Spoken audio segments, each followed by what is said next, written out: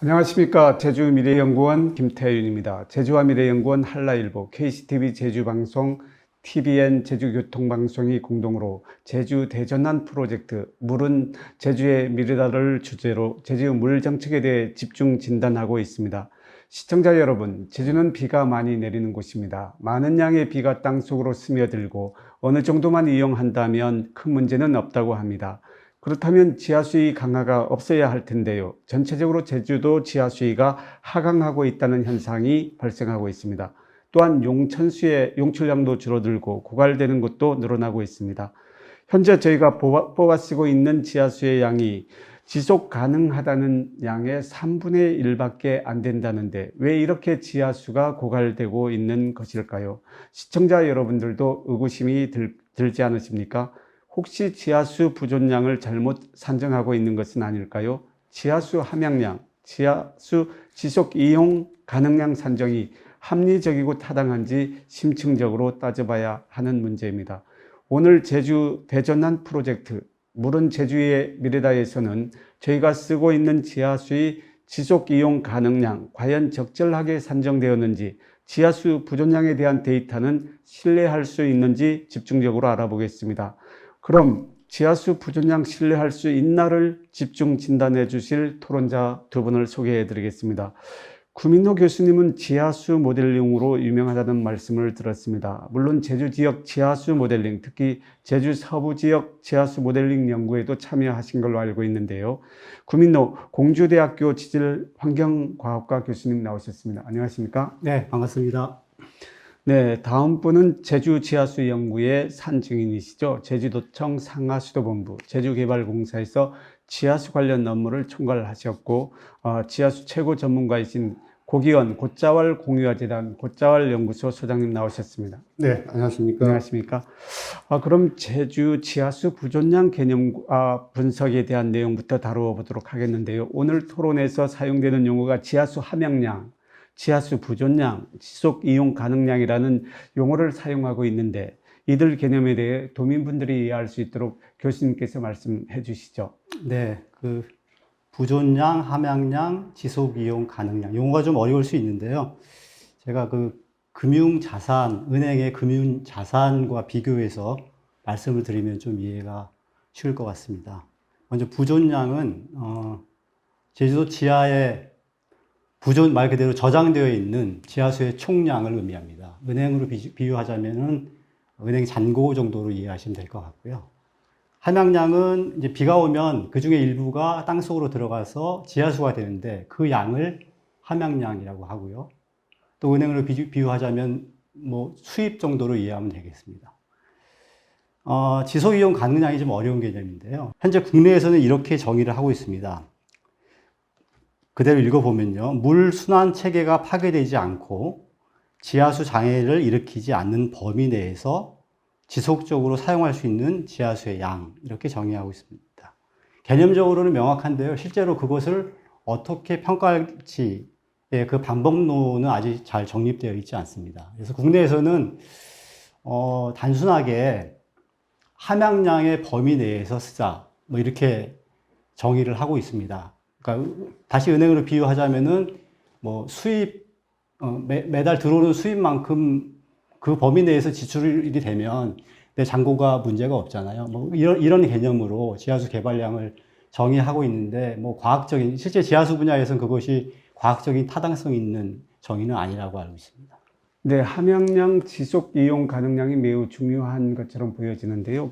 고기원 소장님, 언제부터 제주에서는 이런 함양량과 지속 이용 가능량에 대한 조사가 이루어지고 관리되고 있는 걸까요?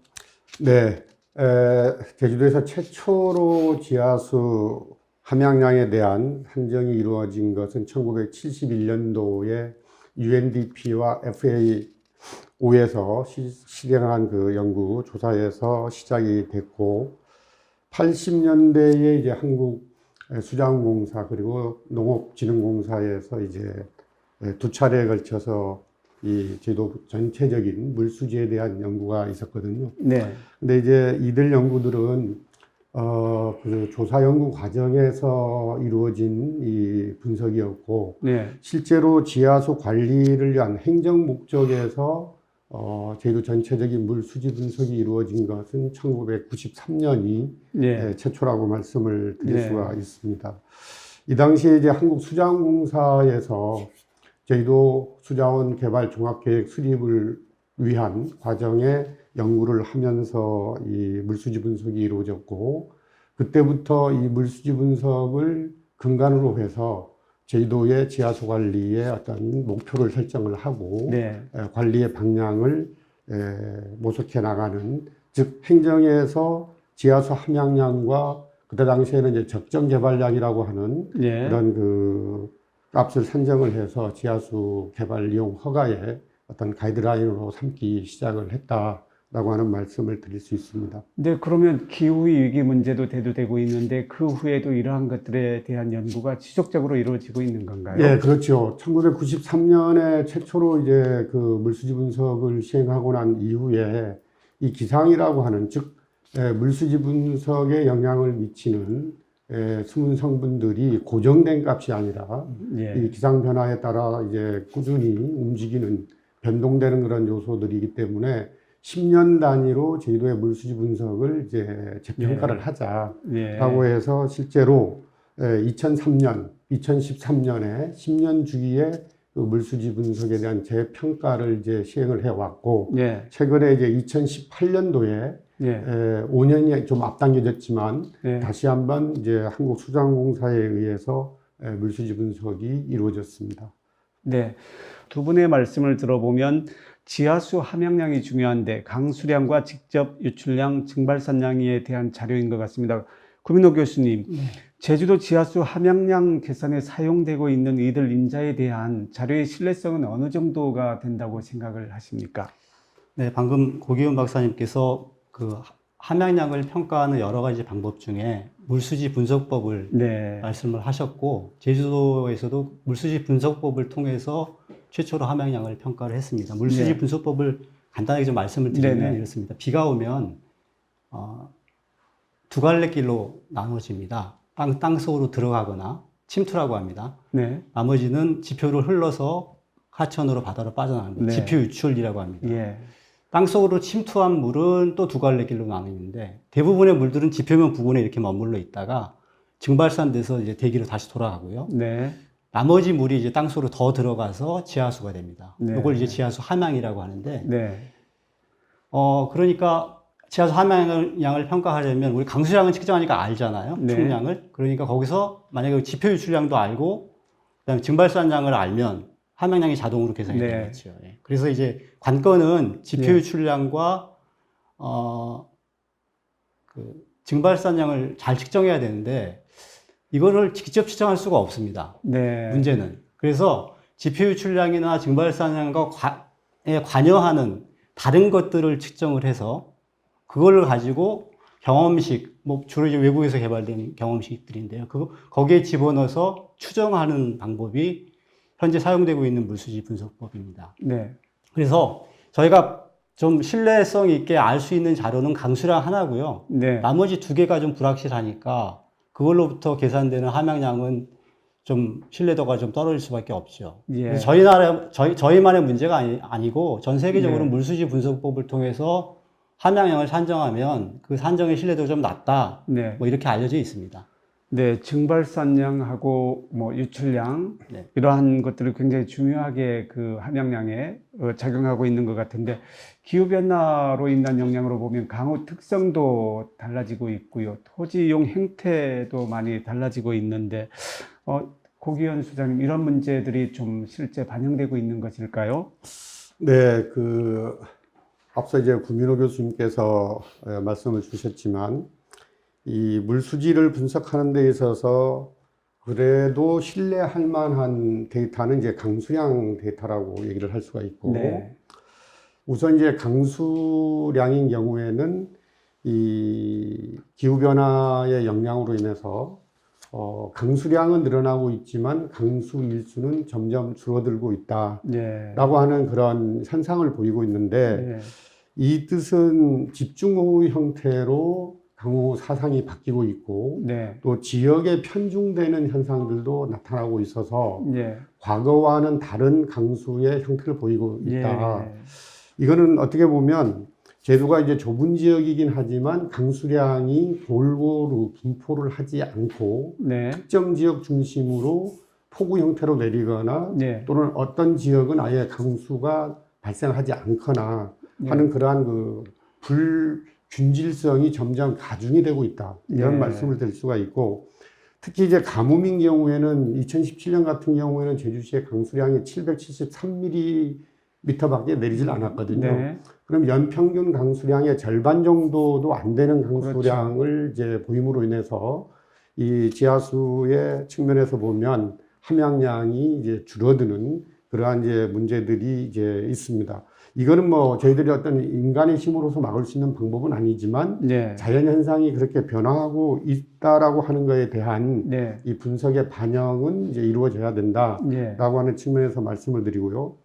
좀 얘기가 길어집니다만 토지 이용 같은 경우에는 네. 결론적으로 말씀드려서 지하수 관리는 토지를 어떻게 관리하느냐에 좌우된다라고 얘기를 드릴 수 있을 만큼 이 지하수 함양량에 많은 영향을 미치는 요소가 바로 토지 이용입니다. 네.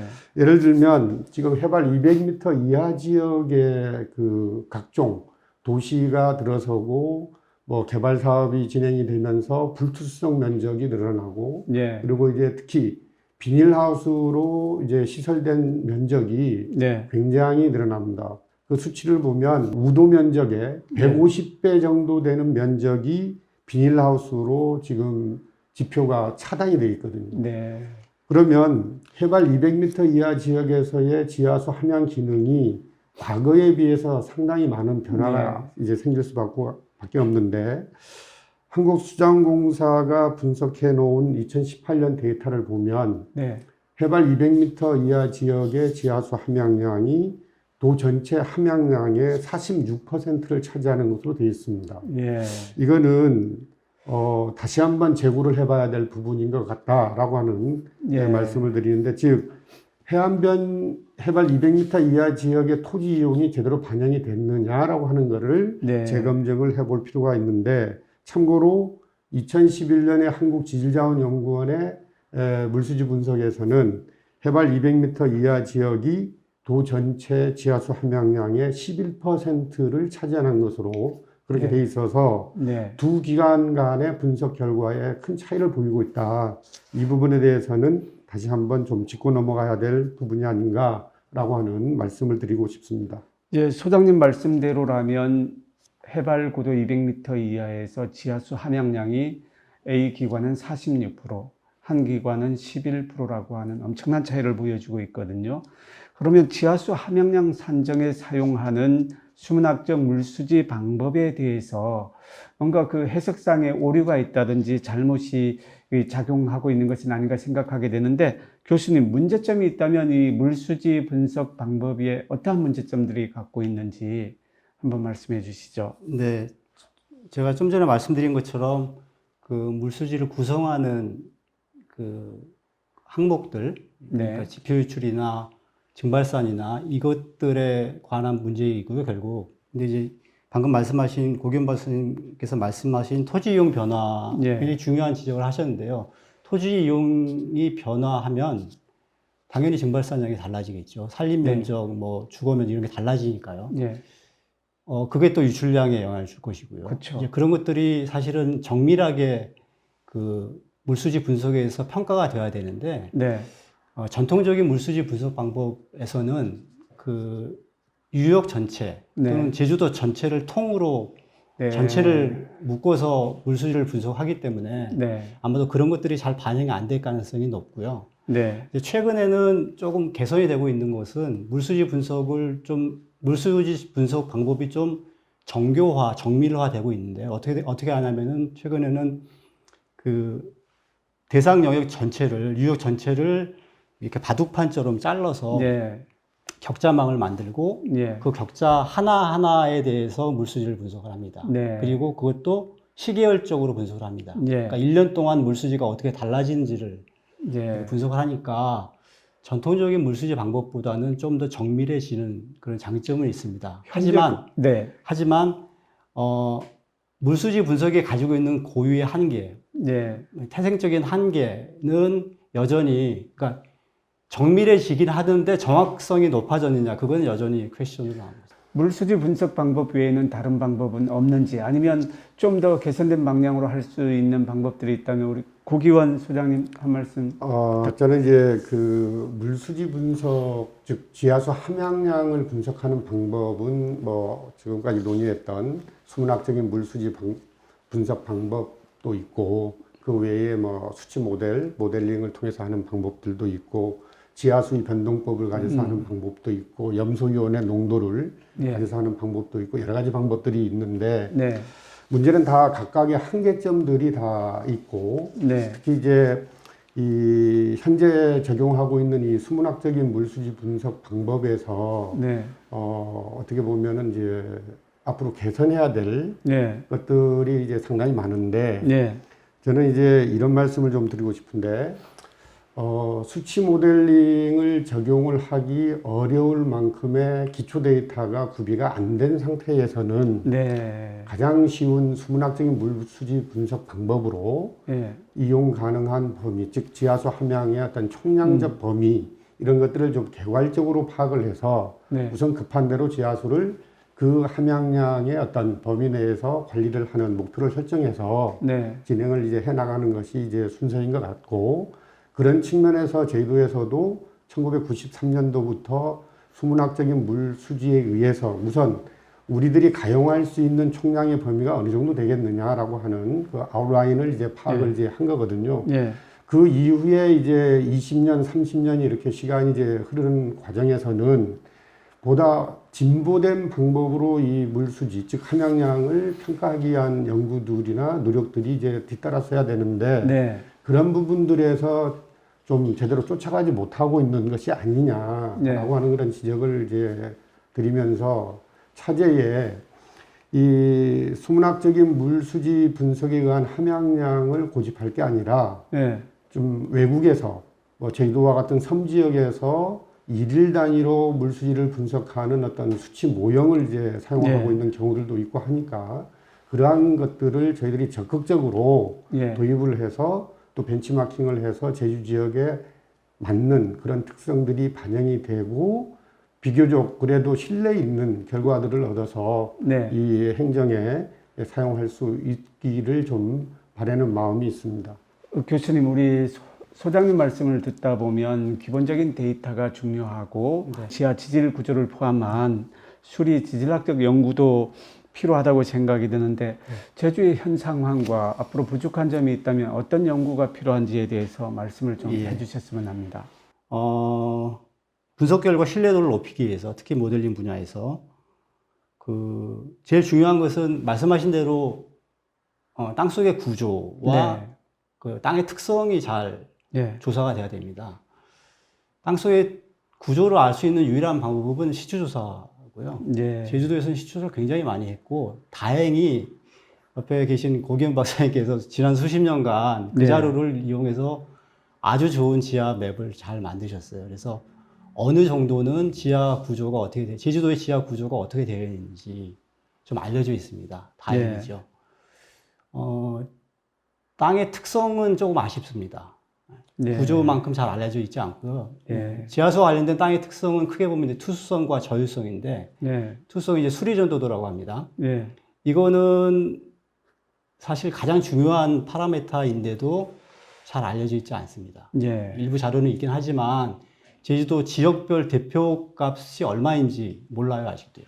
네. 이게 가장 먼저 좀 해결돼야 할 문제 같고, 두 번째 저유성의 문제도 사실은 저유성은 특히 더 자료가 없습니다. 네. 물이 빠져나갈 수 있는 물의 양, 뭐 이런 개념인데, 이건 정말 자료가 없어서, 구조 부분도 좀 보완돼야 되지만, 특성에 관한 부분에 대한 조사 연구가 많이 수행이 돼야 지하 자체에서 물이 어떤 흐름, 이동, 변동 이러한 것들에 대한 말씀이시죠? 그렇습니다. 네. 물이 흐르고 저장되고 하는 거는 땅의 특성에 의해서 결정이 되는데, 네. 그 특성이 잘 알려져 있지 않습니다. 제가 고민호 교수님 말씀에 좀 부연해서 한 가지 네. 아쉬운 점을 좀 말씀을 드리면, 방금 이제 고민호 교수님께서 말씀하신 굉장히 중요한 어떤 지하 지질 구조와 지하 대수층의 수리성, 네. 또는 물을 담고 있는, 즉 지하수를 담고 있는 그릇에 이제 소위 능력, 캐패시티 이런 부분들에 대한 것이 이제 기초 데이터이면서 상당히 시간이 흐름과 더불어서 보완되고 뭔가 좀 신뢰 있는 데이터로, 즉 제주도의 지역을 대표하든 대수층을 대표하든 그 대표값들을 이제 만들어내기 위한 노력들이 이제 필요한데, 이러한 연구에 대해서는 별로 중요하다라고 생각하지 않는 인식에 문제가 있다. 연구비도 배정이 잘 안 되고, 네. 또 이런 연구에 대한 이해도도 특히 낮고, 예. 그렇기 때문에 구민호 교수님처럼 모델을 이용해서 제도의 그 지하수 함량량을 좀 평가를 해보고 싶은 그런 뜻이 있는 분들도 예. 데이터의 한계에 부딪혀서 진행을 네. 하지 못하는 아쉬운 그런 일들이 네. 이제 생기고 있어서 차제에 어떻게 보면은 이러한 그 기본이 되는 것들에 대한 인식의 제고가 좀 필요할 것 같다. 즉 연구 과제가 네. 지금 바로 눈앞에서 생겨나는 거에 투자만 해야 된다라고 하는 그런 것보다도 네. 베이스를 구축하는 데에 필요한 것들을 차곡차곡 쌓아나가는 그런 부분의 투자도 분명히 이제 좀 이루어져야 된다라고 하는 그런 얘기를 좀 드리고 싶습니다. 이 심각한 문제처럼 들리는데요. 지하수 개발 허가하는데 가이드라인으로 사용하고 있는 것이 지속 이용 가능량을 기준으로 하고 있다는 거거든요. 근데 현재 제주도에서는 지속 이용 가능량의 3분의 1 정도밖에 쓰지 않는데 안심하고 쓸 수 있는 양이라고 생각을 합니다. 근데 이게 만약 잘못되었다면 지하수 총량 관리를 잘못하고 있는 것으로 생각이 되는데, 지하수 지속 이용 가능량 산정에 대해서 좀 저는 의문이 드는데, 이 문제에 대해서 소장님 어떻게 네. 생각하십니까? 앞서 이제 잠깐 언급을 했습니다만, 1993년도에 이제 적정 개발량이라고 하는 용어로 사용을 했고, 2003년도부터 이제 지속 이용 가능량이라고 하는 용어로 바꾸어서 이제 사용을 하고 있는데, 그 뜻은 이제 안정적으로 대수층으로부터 지하수를 치수해서 이용할 수 있는 양이거든요. 네. 여기서 안정적이다라고 하는 의미는 지하수를 장기간 치수를 하더라도 해수 침투가 발생을 하거나 지하수위가 과다하게 이제 하강하지 않고 네. 평형을 꾸준히 유지하면서 치수 가능한 양을 이제 의미한다라고 예. 이제 말씀을 드릴 수가 있고, 이러한 그 개념은 미국 하와이주에서 이제 개발이 됐거든요. 네. 그래서 93년도 이후부터 이제 제주도의 지하수 지속 이용 가능량의 산정은 하와이에서 개발된 그 모델을 이제 적용을 해서 계산을 해 왔는데, 실질적으로 그 하와이랑 제주도랑은 좀 수리질학적으로 다른 면이 있습니다. 지하수 보존 형태가 이 모델에 100% 다 적용할 수가 없다라고 하는 얘기거든요. 네. 즉 하와이인 경우에는 담수와 염수가 경계면을 이루는 기저지하수 부존 지역에 이 지속이용 가능량 적용 모델을 이제 적용을 하기 위해서 개발된 것이고, 제주도인 경우에는 동부 지역 외에는 이 모델을 사실상은 적용하기가 어려운 면이 있는데, 네. 그럼에도 불구하고 이제 남부 지역을 제외한 나머지 지역에 이 하와이에서 개발된 램이라고 하는 모델 또는 램2 모델을 적용해서 이 지속이용 가능량을 이제 산정을 이제 해온 것은, 어떻게 보면 우리 스스로의 지속이용 가능량을 산정할 수 있는 데이터를 그동안 구축을 하지 못했기 때문에 네. 다른 데서 쓰고 있는 거를 이제 빌려다 쓰는 거다라고 네. 이제 보시면 되겠고, 이런 그 문제로 인해서 지하수 지속이용 가능량의 타당성에 대해서는 그동안 계속 문제 제기가 이어져 왔던 것입니다. 네. 그럼에도 불구하고 이런 방법이라도 써서 어느 정도 저희들이 쓸 수 있는 소위 가용량의 한계를 정할 수 없다라고 하면 네. 지하수의 어떤 개발 이용 허가의 어떤 가이드라인이 사실 존재하지 않기 때문에 네. 더 많은 이제 혼란을 이제 가져올 수밖에 없어서 네. 불가피하게 지금 현재까지는 이런 방법을 이제 써서 해왔지만, 네. 앞으로는 함양량과 마찬가지로 제주도의 지하수 부존 특성이나 대수층의 수리성 또는 뭐 수위의 변화 뭐 이런 것들을 반영한 방법이 뭐 수역별이든 지역별이든 개발이 되어서 제주도 고유한 예. 그런 값들이 좀 정리가 될 수 있었으면 좋겠다라고 하는 희망을 좀 말씀을 드립니다. 네, 안정적으로 이용할 수 있는 지하수, 그 기준이 적정 개발량, 지속 이용 가능량이라고 한다는 측면에서 그게 신뢰 문제가 흔들리고 있는데요. 교수님, 물론 기본적인 연구가 뒤따라야 되겠지만, 현재 가이드라인으로 사용하고 있는 지속 이용 가능량의 신뢰성을 높이기 위해서는 어떤 장단기 처방들이 있을까요? 일단은 개념 정립이 좀 필요할 것 같습니다. 지금 내륙도 그렇고 일단은 가장 좋은 지표가 되는 게 함양량인데요. 네, 그러니까 들어오는 아까도 말씀드렸지만 들어오는 만큼 쓰면 괜찮지 않느냐 이런 개념인데 은행 계좌랑 좀 다른 게 지하수는 그 은행 계좌는 들어온 걸 안 쓰면 이게 잔고가 쌓이잖아요. 그렇죠. 근데 자연계는 그렇지 않습니다. 네. 자연계는 이 부존량 자체가 안 쓰더라도 들어온 게 그대로 나갑니다. 네, 그래서 평형을 항상 이 잔고가 변하지 않는 상태를 유지하려는 성질이 땅에 있습니다. 네, 그래서 기존의 지출이 이제 있는 거죠. 그 상태에서 쓰게 되면 그러면 어떤 일이 일어나면은 이제 기존에 빠져나가던 게 줄게 돼서 잔고가 또 안 변하는 네. 그런 일이 일어납니다. 그래서 막 쓰게 되면은 이게 함양량만큼 쓸 수가 없어요. 그러니까 네. 제주도에서 바다로 빠져나가는 그 함양돼서 빠져나간 양을 모두 쓸 수가 없을 거 아닙니까? 네. 어디선가는 문제가 생기죠. 그래서 함양량이 좋은 지표는 되는데 예, 도대체 함양량의 몇 프로 정도를 쓰면 적정하냐? 예, 30%냐, 40%냐 뭐. 지금 제주도의 그 지하수 개발 가능량이 대략 함양량의 한 40% 정도로 예, 산정하고 있는데 모르겠습니다. 그게 적정한 양인지 그게 근거가 좀 명확하지가 않고요. 예, 고기현 박사님 말씀하신 램 모델은 정말로 굉장히 오래전에 개발된 아주 초보적인 모델이에요. 예. 그래서 그거를 여전히 제주도에서 쓰고 있다는 것은 조금 좀 아쉬운 면이 있고요. 예, 최근에는 이제 이것도 이제 모델인데 좋은 모델들이 많이 있습니다. 뭐 전통적으로 많이 쓰는 지하수 흐름 모델 많이 개발한 지하수 흐름 모델을 개발해서도 사실은 램 모델보다는 좀 더 좋은 평가 결과를 얻을 수 있고요. 아무튼 내륙이건 제주도건 이 지하수 개발 가능량, 지속 이용 가능량을 평가할 수 있는 가이드라인, 예, 고 박사님 말씀하신 그 가이드라인이 아직 없고요. 네, 굉장히 막연합니다. 그래서 그 가이드라인을 어떻게 만들 것인가부터 시작을 해서 네. 연구가 진행이 되면 아마도 지금보다는 좀 더 정밀한 그런 평가 결과를 얻을 수 있을 것 같습니다. 좋은 모델이라고 하지만 제주에 적용 가능한지에 대한 그런 과정은 또 필요한 게 아닐까요? 그렇습니다.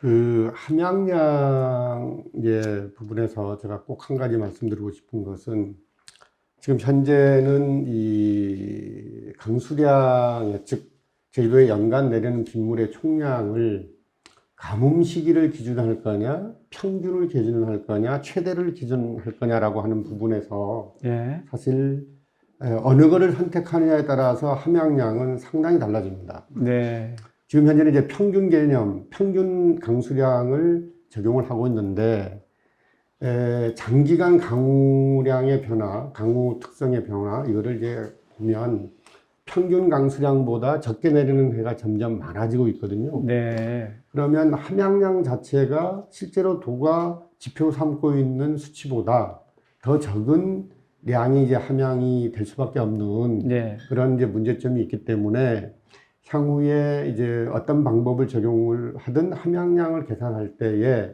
즉 땅속으로 들어가는 빗물의 양을 평균적으로 내리는 값으로 기준할 거냐 그 평균보다도 좀 한 15 내지 20% 적은 그런 기준으로 잡아서 함양량을 계산할 거냐 하는 거에 따라서 사실상 이제 함양량뿐만 아니라 지속이용 가능량의 네, 저희 그 수치도 달라진다. 네. 따라서 함양량 계산이 어떤 관점에서 할 거냐라고 하는 것이 매우 중요한 네. 인디케이터가 된다라고 하는 말씀을 드리고 싶습니다. 근데 두 분의 말씀을 듣다 보면 제주도 지하수 관리 정책의 근간이 되는 수리학적 물수지 분석법, 함양량, 지하수 지속 이용 가능량 산정의 기초가 되는 자료와 분석 방법상의 문제점들이 있는 걸로 지금 말씀을 하셨거든요. 이와 같은 문제점을 해결하기 위해서 향후 어떠한 과제들을 좀 순차적으로 이렇게 수행하면 될지 마무리 말씀 겸 좀 두 분 부탁합니다. 저는 차제에 이 제주 지역의 기상, 뭐 토질, 지하 지질, 뭐 그다음에 대수층의 특성, 뭐 수리성 이런 것들을 총망라한 그런 기초자료 수집 연구부터 시작을 해서 예, 제주 지역에만 적용을 할 수 있는 어떻게 네. 보면 제주 지역의 특성을 반영한 고유한 물수지 분석 모형을 개발해야 된다. 예, 이게 뭐 수문학적인 방법이 돼도 좋고 아니면 네. 뭐 모델링 방법을 정해도 좋은데 제주 지역에서 일어나고 있는 현상들을 네. 제대로 반영하는 그런 모형을 개발하는데 네, 투자를 아끼지 말아야 된다. 예, 즉 이거를 하는 데에 1, 2년 안에 되는 게 아니고 네. 적어도 기본 모형을 만드는 데만 하더라도 한 5년 정도의 시간이 걸리고 이거를 또 검증하고 보완하고 예, 실제로 제도가 이 정도 하면은 믿고 쓸 수 있겠다라고 그 결론을 내리기까지는 적어도 최소한 5년이라는 시간이 더 걸리거든요. 네. 그래서 총 한 10년 정도의 프로젝트로 해서 네, 제주형 물수지 및 지속이용 가능량 모형 산정 연구를 지금부터 좀 강력하게 진행을 네. 했으면 좋겠다라고 하는 말씀을 드리고 싶습니다. 구민호 교수님, 그 제주의 지하수는 생명수라고 하는 거거든요. 오늘 좋은 말씀 해주셨는데 이러한 물수지 분석법이라든지 여러 가지 기초 자료 또 사용하는 어떤 여러 가지 가이드라인 이러한 것들을 좀 더 빠른 시일 내에 개선하기 위해서 우리가 무엇을 어떻게 해야 되는지 도움 말씀을 좀 해주셨으면 네. 합니다. 기본적으로 이 지하수 문제는 땅속에서 일어나는 일이잖아요. 그래서 들여다볼 수 없기 때문에 이 정확하게 알아내는 게 힘들다는 전제를 깔고 모든 네. 일을 시작을 해야 될 것 같고요. 이 불확실성의 문제죠. 네, 불확실성을 해소하는 방법은 사실은 쉽지 않습니다. 쉽지 않은데 그나마 해소할 수 있는 방법은 현장에서 가능한 많은 데이터를 얻는 것입니다. 예, 지금 사실은 제주도 잘하고 있는 것 같습니다. 네, 뭐 대표적인 사례가 뭐 시추조사. 그냥 시추하는 게 아니라 시추에서 나오는 그것들을 아주 정밀하게 잘 분석하는 것 같고요. 그냥 관측정 설치하고 있고, 지하수의 모니터링, 수질 모니터링 하고 있고, 해안가에서 또 해수담수 경계면 또 모니터링 하고, 네. 이런 것들이 사실은 가장 중요한 데이터들이고요. 좀 아쉬운 부분도 물론 있습니다. 이런 것들이 계속, 이게 뭐 충분하다라고 생각하면 안 되고요. 계속해서 늘려나가야 되고요. 네, 제가 한 가지 좀 아쉬운 점을 말씀을 드리면, 어렵긴 하지만 고지대 정보, 한라산과 가까이 있는 고지대가 사실은 거의 블랙박스 같은 네, 구조도 모르고 특성도 모르고 네. 지하수가 어떻게 변하는지도 모르고 네, 그쪽에 자료가 좀 보완되었으면 좋겠다는 생각을 하고요. 네. 그러니까 자료들이 이렇게 충분히 뒷받침되어지면 그 다음에 이제 연구를 통한 뭐 해석, 평가 이런 것들은 자연스럽게 뒤따를 것으로 예상이 됩니다. 네, 오늘 두 분 말씀 감사합니다. 시청자 여러분, 오늘 토론 잘 보셨습니까? 물수도 펑펑 쓴다는 그런 옛말이 있습니다만 저희가 어느 정도 사용할 수 있을지도 모른 채 물을 쓰고 있는 것은 아닐까요? 지하수가 차고 넘치는 줄로만 알고 있었는데 물을 너무 헤프게 쓰고 있는 것은 아닐까요?